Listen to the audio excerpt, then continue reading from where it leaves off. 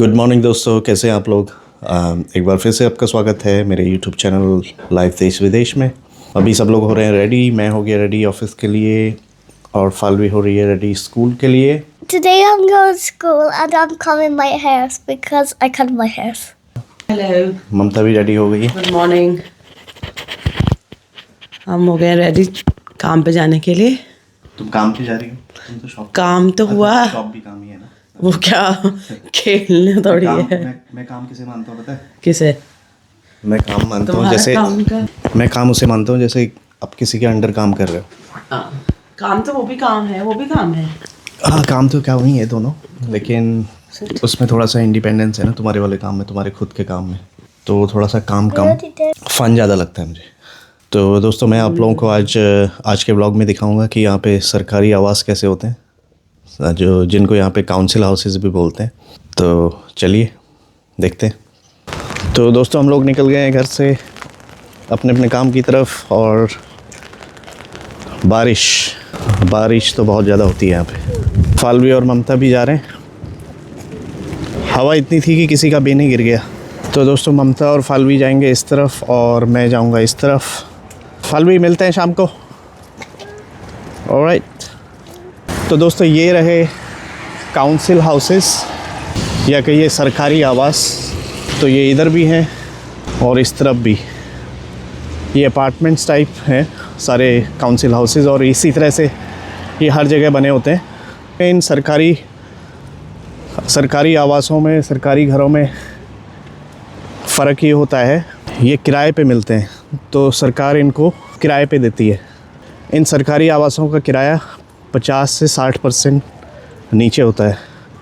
जो मार्केट में फ़्लैट्स का जो किराया रेंट होता है उससे 50 से 60% नीचे, कम रेंट पे ये मिलते हैं। और इसके लिए जो एलिजिबिलिटी होती है, किनको ये मिलते हैं, जो लोग यहाँ पे परमानेंट रेजिडेंट हैं या फिर ब्रिटिश सिटीज़न हैं, उनके लिए ये आवास होते हैं। बाकी जो इमिग्रेंट्स हैं, हमारे जैसे लोग, उनको ये नहीं मिलते हैं। इसके लिए भी एक क्राइटेरिया होता है कि प्रायोरिटी में किसको ये मिलेंगे। इसमें लंबी वेटिंग लिस्ट होती है, तो लोगों को अपना रजिस्ट्रेशन कराना होता है अपनी नीड के अकॉर्डिंग।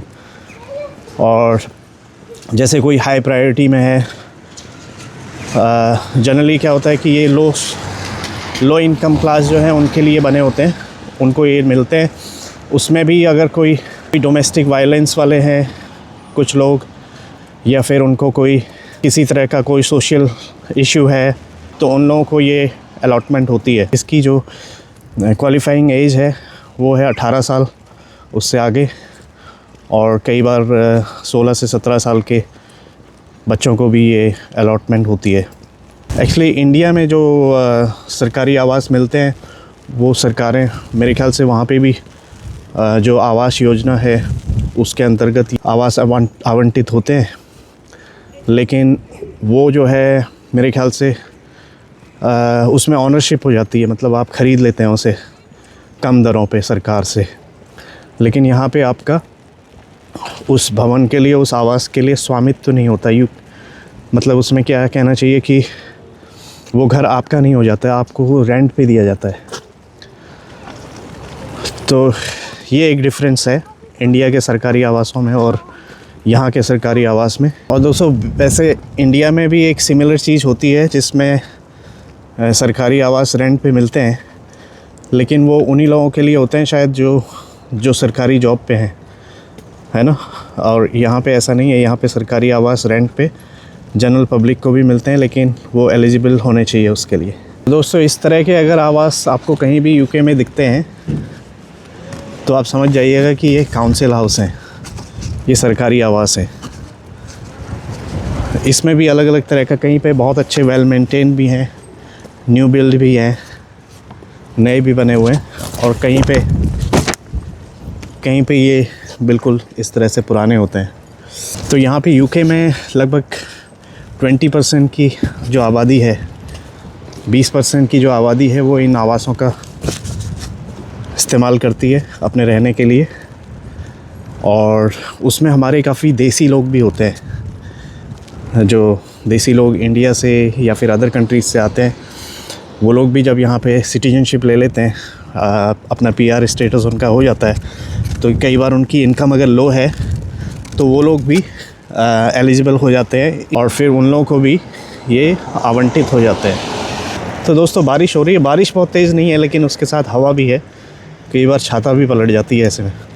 एक्चुअली क्या होता है कि बारिश के टाइम पे तो हम लोग कई बार गाड़ी का इस्तेमाल कर लेते हैं बच्चों को ड्रॉप करने के लिए, अगर बहुत तेज़ बारिश हो। अगर हल्की बारिश है तो फिर अवॉइड ही करते हैं। 15-20 मिनट की वॉक होती है, वो अच्छा है सबके लिए। एक्चुअली क्या है ना, मैं अगर गाड़ी लेके ट्रेन स्टेशन तक जाऊं भी तो उसमें क्या है कि ट्रेन स्टेशन पे भी जो गाड़ी रखने का चार्जेस है, जो पार्किंग चार्जेस है वो काफ़ी ज़्यादा है, लगभग 12 पाउंड है। 12 पाउंड का मतलब ये हुआ कि इंडियन करेंसी में अगर हम देखें तो 1500 रुपये एक दिन का गाड़ी रखने का। और एक जो थोड़ा चीप है, सस्ता है, एक बार मैंने गाड़ी पार्क की थी, शायद आपको उसका व्लॉग में आपने देखा होगा, वहाँ पे लगभग 500 के आसपास था, 500 रुपीज़। लेकिन वहाँ से भी स्टेशन की दूरी काफ़ी है, तो उतना चलना ही है, तो मैं सोचता हूँ घर से ही पैदल ही चला जाए, वो ज़्यादा अच्छा भी है। तो दोस्तों त्रियांश भी मिल गया मुझे स्कूल जाते हुए। तो ये तो छाता भी नहीं यूज़ करता, ऐसे ही अपना जैकेट डाल के जाता है। हम भी ऐसे ही थे बचपन में, कई बार भीगते हुए जाते थे, फिर छाता नहीं लेके जाओ तो मार पड़ती थी। घर पहुंचने के बाद कुछ बातें और फिर सोने की तैयारी। फाल्वी और त्रियांश तो सो चुके मेरे आने से पहले ही। तुमने अपने ड्राइविंग का कर लिया अप्लाई? हाँ, प्रोफेशनल के लिए अप्लाई किया है। अब ड्राइविंग सीखनी है। ड्राइविंग तो बहुत बड़ा टास्क है यहाँ पे। अब देखते हैं इनको कितना टाइम लगता है ड्राइविंग के लिए। नहीं लगेगा ज़्यादा। 3 बार तो मैं खुद फेल हुआ था। फेल होना अलग चीज़ है ना, मैं सीखना अलग चीज़ वही है। मैं कह रहा हूँ कि मैं 3 बार फेल हुआ था, क्या पता तुम एक बार भी ना हो, पहली बार में निकाल लो। क्योंकि मैं यहीं के रूल के हिसाब से सीखूंगी ना, तो क्या पता। देखते हैं, कई बार तो 6 महीने भी लग जाते हैं, साल भर भी लगता है, लेकिन सीखने पे है ना। और कई बार फर्स्ट टाइम में 1 महीने में भी सीख जाते हैं। मतलब सीख तो जाते ही है, लाइसेंस मिलने की बात है। वो कई बार ऐसी छोटी छोटी गलतियों पे फेल होते हैं लोग, जैसे मिरर नहीं दिखा। मैं फर्स्ट टाइम जब फेल हुआ था तो किस पे हुआ था, मैंने साइड मिरर नहीं देखा था रोकते टाइम। दूसरी बार में मेरी स्पीड जो है कम थी, 40 होनी चाहिए थी, वहाँ पे मैं 30 पे चल रहा था। मुझे लग रहा था कि 30 है तो पास, मतलब फेल होने का मतलब ही नहीं, कम में तो फेल नहीं, ज़्यादा में फेल होंगे, लेकिन वहाँ तो कम स्पीड में ही फेल हो गए। और थर्ड टाइम में मेरा पार्किंग में हुआ था, साइड पार्किंग में, पैरेलल पार्किंग थी, उसमें फेल हुआ था। तो चलो मेहनत करो कस के और जल्दी निकालो, क्योंकि मुझे भी थोड़ा सा आराम चाहिए ड्राइविंग से। अब मैंने बहुत ड्राइविंग कर ली। तो दोस्तों आप लोग देखते रहिए आगे कि कितना टाइम लगता है इनको ड्राइविंग सीखने में और कब ये अपना लाइसेंस लेती है ड्राइविंग का। और आपको ये व्लॉग कैसा लगा बताइएगा, कमेंट्स कीजिए। अगर अच्छा लगा व्लॉग तो लाइक कीजिए, सब्सक्राइब कीजिए और सब्सक्राइब भी ज़रूर कर लीजिए अगर आप लोगों ने सब्सक्राइब नहीं किया अभी तक। फिर मिलते हैं नेक्स्ट व्लॉग में कल। तब तक के लिए ख्याल रखिए, ध्यान रखिए। Bye bye. Bye bye.